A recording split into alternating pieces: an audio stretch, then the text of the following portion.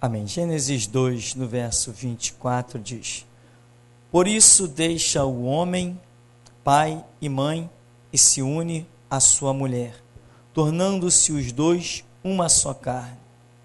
Ora, um e outro homem e sua mulher estavam nus e não se envergonhavam. Amém. Você pode sentar em nome de Jesus? Eu gostaria de falar sobre dois conceitos entrelaçados que existem na Escritura e muita gente confunde muito mais o que eu prego neste lugar. Pessoas dizem, não, isso é muito radical. Já teve gente que saiu daqui dizendo, não, lá o Tupirani, ele tem a visão dele, né? Quer dizer, não entende o que é uma visão ministerial. Quem tem a sua visão pessoal, isso não presta para nada. Mas se você tem uma visão que foi trazida por Deus até você, é diferente.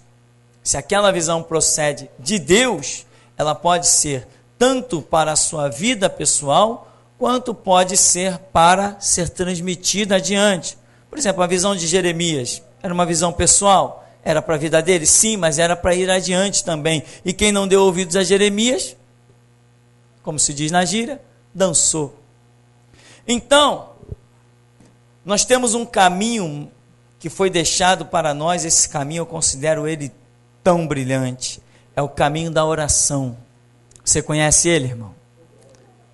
Ali, eu nunca saí dali com dúvidas, sempre saí dali com convicção, com certeza. Senhor, isso é uma loucura, vou orar para ver. Não é loucura, é sabedoria. Aquilo lá, puxa, que sabedoria, eu vou orar para ver. Não, é loucura. Ué, eu pensava que era sabedoria. Amém? A fonte aonde não há engano, aonde não há mentira, aonde não há equívoco, é a oração. Ali é uma fonte brilhante. E quem ainda não aprendeu este caminho, não vai a lugar nenhum. Você tem ouvido este conceito nesse ministério, não tem, irmão? O caminho da oração é brilhante. Clama a mim, responder-te-ei. Chegai-vos a Deus, ele se achegará a vós. Ele me invocará, eu lhe responderei. Entra no teu quarto, fecha a tua porta. O teu pai que te vê em oculto vai te recompensar publicamente. Amém? Isso já está impregnado, você já está saturado com isso na sua mente. Então, irmão, pratique, viva, porque Tiago diz assim, não vos torneis tão somente ouvintes desapercebidos, enganando-vos com falsos discursos, mas tornai-vos praticantes da palavra e fazedores de boas obras. Nós vemos aqui em Gênesis que existe um conceito de casamento, mas se fala-se de casamento, fala-se também de um conceito familiar, amém? Ou não? Casamento não gera filho e marido, mulher, filho, não é o conceito familiar? Então, de onde procede o conceito familiar? De Deus. A família é importante? Puxa vida, é muito importante. Basta ver que família é, biblicamente, podemos dizer, um projeto de Deus. Família é importante. Deus criou. Tudo quanto Deus fez, ele olhou e disse que era bom. Então, quem sou eu para dizer que não é? Amém? Não é bom você pegar a família, passear, e não sei aonde, um monte de criança subindo em cima de você? Isso não é legal? Criança para cá, para lá, brinca disso, brinca daquilo, um vem e fala uma coisa, o outro fala outra. Não é interessante? É um conceito familiar, um princípio criado por Deus. E muitas pessoas chegam nesse ministério que estão acostumadas com esta coisa maravilhosa de família, e me ouvem dizendo, irmão, família, vírgula, o negócio é Deus em primeiro lugar. Ora, veja bem, quando Deus criou a família, ele deixou de se colocar em primeiro lugar? Não deixou. Israel conhece um verso que diz, não temas, ó Israel, o Senhor vosso Deus é o único Senhor. Então, irmão, é necessário, primeiro, calejar os joelhos. Depois, compreender que existem muitos conceitos maravilhosos. Deus criou, o que Deus criou nesse mundo? Ora, se você for tentar enumerar, você não vai conseguir. Deus criou muitas coisas maravilhosas. Deus criou muitos conceitos maravilhosos, conceitos de relacionamentos entre pessoas, famílias e uma série de coisas. Tem muitas coisas maravilhosas, mas quando que diante de todas essas coisas maravilhosas, Deus deixou de estar em primeiro lugar? Nunca. Então, irmão, veja bem, o ministério aqui é um ministério de escândalo. Por quê? Porque nós somos radicais no que a Bíblia diz. Deus é santo, santo, santo. Está acima de tudo e de todos. Família está abaixo. Estamos desprezando a família? Não, só um louco despreza a família. E eu não sou louco. Pelo menos nenhuma nota de 100 eu rasguei até agora. Não rasgo, não sou louco. Família é um projeto de Deus, mas Deus estar em primeiro lugar também é um projeto de Deus. Eu amo tanto a Deus quanto a minha família. Amém, joia. Mas quem você ama mais? Tem diferença? Ou o mesmo amor que você devota a Deus também é o mesmo amor que você devota à sua família? Talvez você fique pensando e talvez não ache muita diferença. Mas vai orar para você ver se não tem diferença. Tem, claro que tem. Quantas pessoas já tiveram que renunciar filho para poder seguir Jesus Cristo? Quantos filhos já tiveram que renunciar pais para poder seguir Jesus Cristo? Eu estou certo ou estou errado? Então, nós quando pregamos e falamos família, vírgula, o negócio é Jesus Cristo, é porque aí nós começamos a comparar. Se for comparar uma família com Jesus Cristo, só o louco escolhe a família. Eu não escolho, eu escolho Jesus Cristo. Se for comparar um filho a Jesus Cristo, sinto muito que eu chore rios e caminhões de lágrimas, mas eu vou ficar com Jesus Cristo. Amém, meu irmão? Então, irmão, tem conceitos nesse ministério que eu apelo a você. Clama, ora, tente entender, tente compreender. Conceitos, por exemplo, casamento. Eu digo, meu irmão, se tua mulher, se tua esposa te atrapalha de seguir a Cristo, sai fora. Não é o que eu digo? É o que eu digo e vou morrer dizendo. Se ao contrário, teu marido te atrapalha de seguir Jesus Cristo, ora, busca a direção de Deus e pula fora desse laço. Por quê? Porque nada, nenhuma pedra de tropeço pode ser grande o suficiente para nos impedir de ver a glória de Deus. Não pode. Nada pode nos impedir. E às vezes a renúncia é mais pesada para uns do que para outros. Mas todos pagam o seu preço, porque Jesus disse, aquele que quer vir após mim, negue-se a si mesmo, toma a sua cruz e siga-me. Todos nós temos uma cruz para carregar. Todos nós temos uma renúncia para fazer. Bem-aventurado aquele que não tem certas renúncias tão pesadas. Renunciar a um filho, meu irmão, é como arrancar um coração. Quem não sabe disso?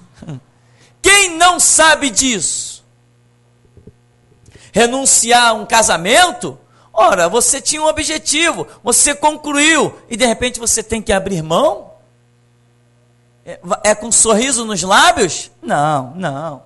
Existem conceitos e necessidades, atitudes e decisões que precisamos tomar, que nenhuma delas é com um sorriso nos lábios. Todas elas são com a espada atravessada no coração. Mas quando você olha para Cristo, autor e consumador da sua fé, você encontra forças para todas as coisas. Porque a Escritura diz, posso todas as coisas em Cristo que me fortalece. Nenhum de nós seguiria a Cristo se fôssemos parar para pensar em todos os problemas que já tivemos. Todos nós já teremos desistido, olhado para trás, esquecido desse negócio de igreja, esquecido desse negócio de cristianismo, jogado para trás esse negócio de Bíblia. Todos nós já passamos por problemas e decepções que já teríamos desistido e a igreja nem existiria mais. Só que Jesus nos fortalece. Então, meu irmão, esse púlpito visa colocar os nossos olhos grudados em Cristo. E a gente arrasta a família. Mas se a família se tornar mais pesada que os nossos braços, vamos ter que largar. O que eu não posso é desviar os meus olhos do autor e consumador da minha fé, que é Jesus Cristo. Não posso. Este é o conceito deste ministério. Deus está em primeiro lugar e ponto final. Acabou a história. Amamos nossos filhos e se virmos os nossos filhos prestes a perder a vida, nós nos colocaríamos no lugar deles. Amém? Mas se tiver que escolher entre eles e Jesus, a escolha já está feita. Ou não está feita? Já está feita. Claro que já está. Tem que estar. Então, irmão, o nosso lado sentimental, ele é um laço poderoso. Se com esse laço sentimental poderoso você já vê tantas crianças abandonadas pelas ruas, imagina se Deus não tivesse criado esse laço sentimental poderoso. O mundo seria um caos, intragável. Nós estaríamos vendo situações muito piores, crianças vivendo, já vemos por aí, crianças que estariam vivendo abundantemente, muito pior do que qualquer animal pelas latas do lixo no meio da rua. Então esses laços sentimentais são poderosos para a preservação da própria espécie. Mas eu te garanto que esses laços sentimentais não sobreviverão na eternidade. Depois, no instante em que este corpo, este tabernáculo perecer, em que sua alma e espírito sair dele, naquele milímetro, naquele milésimo segundo, você já não terá mais nenhum sentimento, nem por pai, nem por mãe, nem por filho. Esse sentimento, ele te sustenta só enquanto você está nesse corpo. Só enquanto você está nesse corpo. Fora desse corpo, esse sentimento não prevalece. Isto é um entendimento que nós temos. Então, nós queremos pregar a respeito das coisas que são eternas. Porque Jesus Cristo disse: ide por todo mundo e pregai o Evangelho. Paulo escreve dizendo que o Evangelho era o mistério que estava oculto em Deus antes da fundação do mundo. Então o Evangelho é algo eterno. O Evangelho é algo que procede da eternidade, é algo que procede do mundo espiritual, e Jesus disse: ide por todo mundo e pregai o Evangelho. Então, meu irmão, nós queremos, nesse primeiro detalhe, apresentar para você a glória da família, mas abaixo da glória de Deus. Amém? Se alguém tocar na minha família, vai ter que se ver comigo, com o homem Tupirani. Mas quando se trata de Deus, meu irmão, nós não enxergamos mais nada pela frente. A glória de Deus ofusca todas as coisas. Amém? Tem que entender isso. Então, eu não sou... Olha, ninguém entenda que essa pregação é justificativa, não. Não estou me justificando de nada, não, hein, irmão? Por favor. Ninguém pense que eu seja uma pessoa que despreze família, ou que mande alguém desprezar a sua família. Não, mas quando a questão é Deus, esse não pode ser desprezado em nada.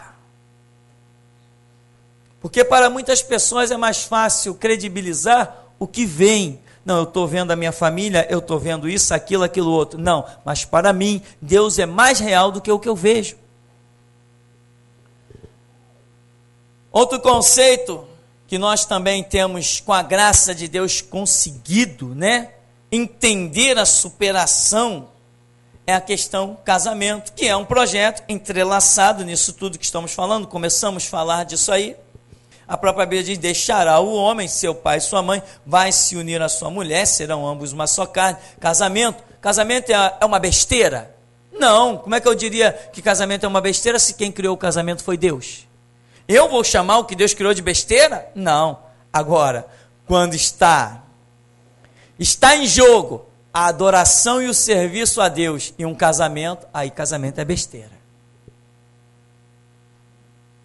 Aí irmão, aí não tem jeito, e acabou a história. Porque quem vai te levar para o céu? O teu Deus ou o teu casamento? Quem vai te levar para o céu? O teu Deus ou os teus filhos? O teu Deus ou o teu pai? Então você decide. Quando Jesus está lá pregando, Senhor, olha, teu irmão, diz o texto lá de Mateus 12, teu irmão, tuas irmãs, tua mãe, estão lá fora, te procurando. Jesus falou assim: quem? Aqueles aqui, ó. Aqueles que ouvem a palavra de Deus e as praticam. Aqueles que guardam os mandamentos, aqueles que ouvem a palavra e guardam. Os que fazem a vontade do meu Pai que está no céu. Então, Jesus desprezou a família? Não. Se alguém disser que Jesus desprezou a família, está errado. A revelação bíblica não é desprezo. Ali Jesus está demonstrando a soberania, a glória, a excelência do que é guardar as suas palavras. Isto é tremendo. E o conceito de família terreno fica abaixo do conceito de família celestial, eterno. Jesus está dizendo: vocês querem ver minha irmã? Querem ver meu irmão? Querem ver minha mãe? Olha aqui, ó, os que fazem a vontade do meu Pai que está no céu. Jesus já está demonstrando um conceito sobrenatural, que lá no céu nós seremos uma família, por fazermos a vontade do Pai Celestial, mas os da terra que são família e não fazem a vontade do Pai Celestial, não entrarão na eternidade, portanto não serão família, porque o conceito de família é um conceito de união, paz e harmonia. E quem não tem os princípios de Cristo não tem conceito de paz, harmonia e união. Portanto, ele está dizendo: os que têm os mandamentos do meu Pai, os que fazem a vontade do meu Pai, esses são a minha família. Então, meu irmão, tem que entender. Eu tenho ironizado nos DVDs que temos montado, nas filmagens, eu tenho ironizado para juiz, advogado, essa turma toda aí, delegado, promotores, eu ironizo. Quer entender o que eu prego? Tem que perguntar a mim. Eu tenho 23 anos de pesquisa bíblica. Eu zombo e escarneço deles. Ainda mais que a delegada disse que ele chamou a Universal de prostituta. E eu digo: não só a Universal, a Graça, a Mundial, a Católica também é prostituta. Quer aula? Quer aprender? Está gravado já. Tem dúvida? Manda para pastortupirani@hotmail.com. Zombo e escarneço, por quê? Porque tenho pesquisado a Escritura. Então, quando eu prego aqui, irmão, são conceitos que eu já aprendi com Jesus. Não quer dizer que eu despreze uma coisa para valorizar a outra. Não, mas cada coisa tem que estar no seu devido lugar. O nosso Deus é um Deus de ordem. Uma vez eu entrei numa igreja, e num seminário, tanto num seminário quanto num culto, foi dita a mesma palavra. E falaram assim: irmão, em primeiro lugar, olha a classificação do seminário, hein? E era considerado um bom seminário. Em primeiro lugar está a família. Aula do seminário teológico lá em Copacabana. Em segundo lugar, está Deus. E em terceiro lugar, a obra de Deus. Fiquei olhando assim, que classificação mais louca. Primeiro lugar, a família. Segundo lugar, Deus. Terceiro lugar, a obra de Deus. Senhor. Primeiro que eu já não compreendi muito bem. Agora, irmão, mentira descarada, cegos. Em primeiro lugar está Deus. Em segundo lugar está Deus. Em terceiro lugar está Deus. Em todos os lugares está Deus. O resto vem depois. Se você não tem Deus, meu irmão, a sua família é ilusão. Se você não tem Deus, você tem uma eternidade sozinho, abandonado, desprezado, queimando nas chamas do juízo infernal. Então esse papo de outras coisas na frente de Deus e da obra de Deus, mentira! Jesus falou, a seara é grande, os obreiros são poucos, eu estou colocando a obra dele em terceiro lugar? Nunca que eu vou fazer essa obra. A família suga o nosso tempo, a família é uma prioridade emergente, o tempo todo temos que estar envolvido com coisa de família, se não deixarmos um pouco de lado, nem tempo para ir na igreja a gente tem. Tem que trabalhar 8 horas, ganhar dinheiro, sustentar a casa, paga as contas, é um monte de coisa, paga estudo, leva filho para o colégio, paga curso, você se envolve com a família o tempo todo. Se você não resolver realmente priorizar Deus e deixar outras coisas sofrerem um pouquinho detrimento, você não faz nada para Deus, muito menos alcançar um ministério. E por falar em ministério, nós vamos concluir aí com esta palavrinha, ministério. Muitas pessoas, eu tenho falado isso, a igreja tem 10 anos, eu tenho falado isso somente há 10 anos. Muitas pessoas perderam o ministério, por quê? Porque priorizaram o seu lado sentimental, um casamento, o cônjuge. A queda, meu irmão, é inevitável. Você tem que saber superar os teus sentimentos para cultuar o teu Deus. Você não cultua Deus olhando para Deus e pensando com seu coração preso em outras coisas. Não, isso é uma falsa adoração.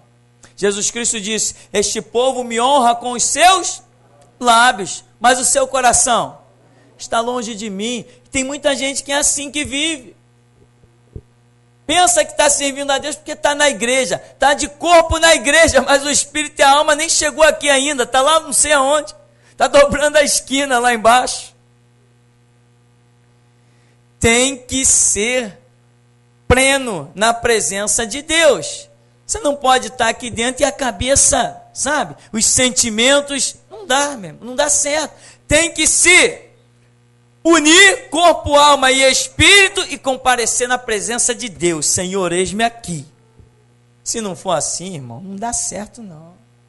Ficar servindo a Deus pela metade. E como eu dizia, muitas pessoas já perderam o seu ministério porque não conseguiram colocar a esposa. Por exemplo, eu conheci alguns pastores,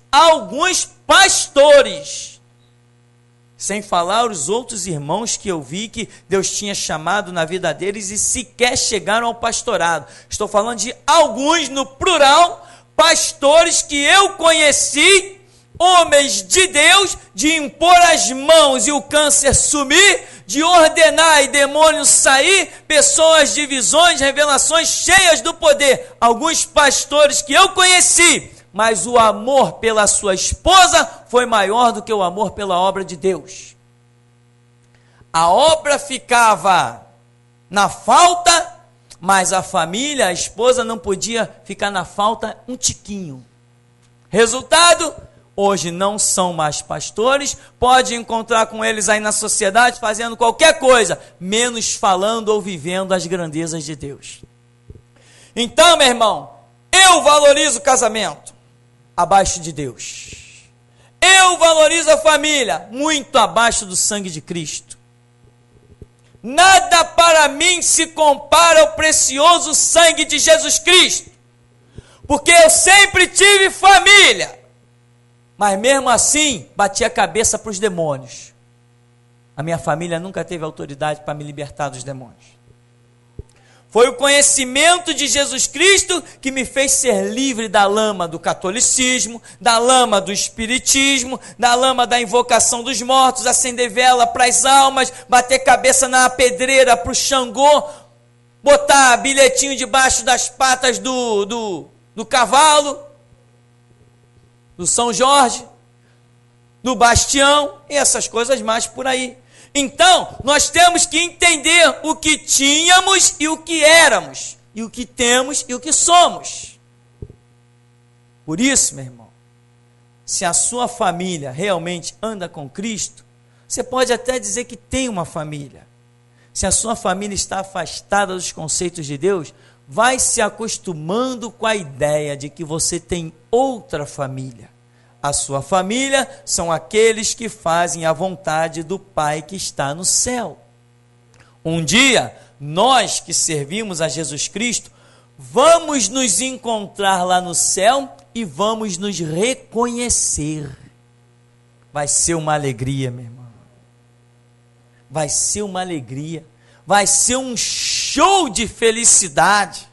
Vai ser algo inigualável, porque a testificação, a glória do Espírito vai ser algo tremendo, derramado sobre nós, como Paulo descreve.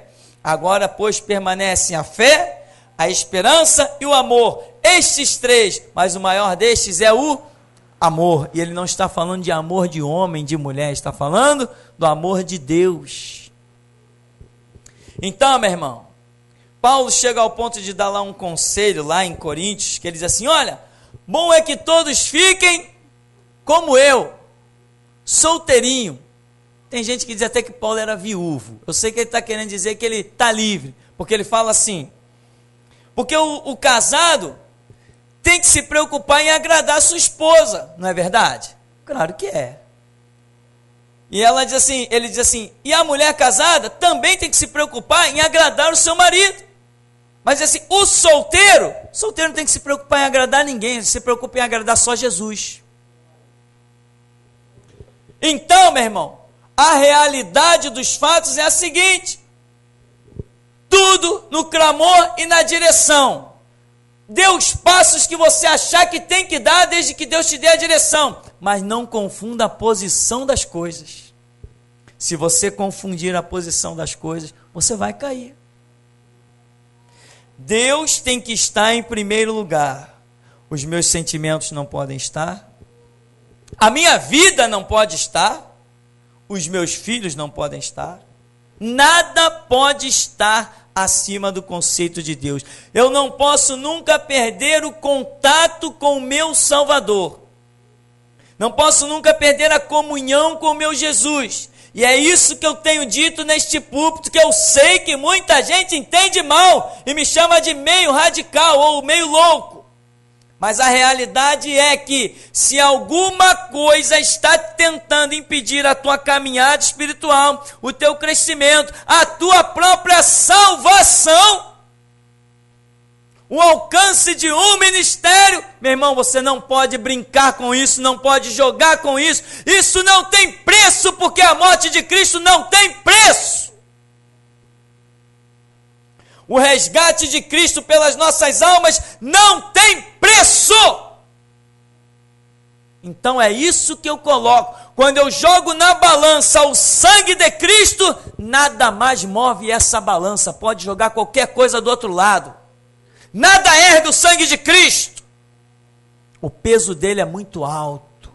Então, meu irmão, só para concluirmos, casamento, filhos, esposas, maridos, pais, mães, seja lá o que for, isto é coisa deste mundo e é coisa passageira. Nos 23 anos, ou melhor dizendo, nos 23 anos que eu estudo Bíblia, é assim que eu tenho visto, é assim que eu tenho recebido do Senhor. Então, tudo é importante. A família, os filhos, os pais, mãe, tudo. O meu próximo é importante, pois Jesus falou, Amarás ao Senhor teu Deus sobre todas as coisas e ao teu próximo como a ti mesmo, né? Aquele que sabe fazer o mal e se omite, comete pecado. Ele contou a parábola do bom samaritano, o homem que foi lá e ajudou o seu próximo. E ele disse, vai tu e faze o mesmo. Todas essas coisas são maravilhosas, mas se eu for olhar para Jesus, todas essas coisas são secundárias. O fator primário é Deus, a sua grande obra e o que Ele me convoca a realizar. E uma coisa nós concluímos dizendo, que Deus nunca nos dá o fardo além do que o que podemos carregar. Amém? Deus não nos deixa ser tentados além do que o que podemos carregar. Ele nunca nos dá, como diz o provérbio popular, nos dá uma semente sem ter uma terra para semear, ou nos dá uma terra sem ter uma semente para semear. Ou o que se diz a respeito disso? Que Deus faz todas as coisas perfeitas e boas a seu próprio tempo. Então, meu irmão, nós não vamos nos alongar e vamos concluir dizendo, por isso, deixe o homem, pai e mãe, e se une à sua mulher, tornando-se os dois uma só carne. Amém? União maravilhosa e perfeita, mas Deus está acima. Você concorda que Deus está acima? Então que o Senhor nos abençoe em nome de Jesus.